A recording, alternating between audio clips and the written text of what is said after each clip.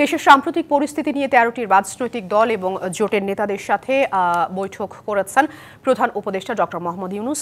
এই মুহূর্তে সাংবাদিকদের ব্রিফ করছেন এলটিপি মহাসচিব রেদওয়ানুল আহমেদ। আমরা সরাসরি যুক্ত হচ্ছি সেখানে।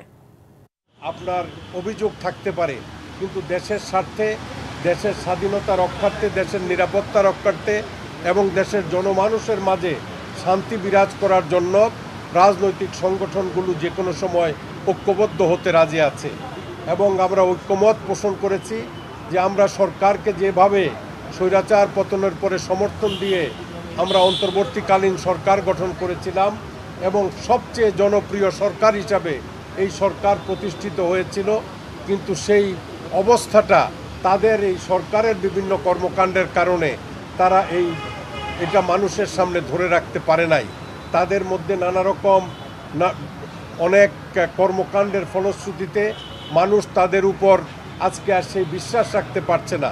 তারা এই দেশের সবচেয়ে দুর্বল সরকারের একটা পরিচয় দিয়েছে এবং দুর্বল সরকার পরিচয় দেওয়ার পেছনে সবচেয়ে বড় কারণ হলো তারা সঠিক সিদ্ধান্ত সঠিক সময় নিতে তারা ব্যর্থ হচ্ছে। তো সঠিক সময়ে যাতে সঠিক সিদ্ধান্ত নিতে পারে সেই জন্য সরকারকে বেগবান হওয়ার জন্য এবং সঠিক সময়ে সঠিক সিদ্ধান্ত নেওয়ার ব্যাপারে যত্নবান হওয়ার জন্য আমরা সরকারকে অনুরোধ করেছি।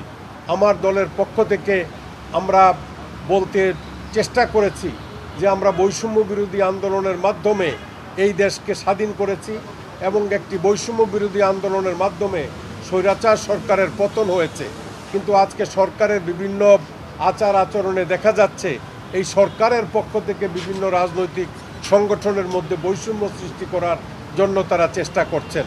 যেমন বাংলাদেশের বড় ছোট যেই রাজনৈতিক সংগঠনই হোক সবার সমান অধিকার থাকবে, সবাই সরকারের পক্ষ থেকে একরকম সুযোগ সুবিধা পাবেন, কিন্তু আজকে সকল রাজনৈতিক দল তাদের প্রচারণায় বা কর্মকাণ্ডে একরকম ব্যবহার তারা সরকারের পক্ষ থেকে পাচ্ছেন না।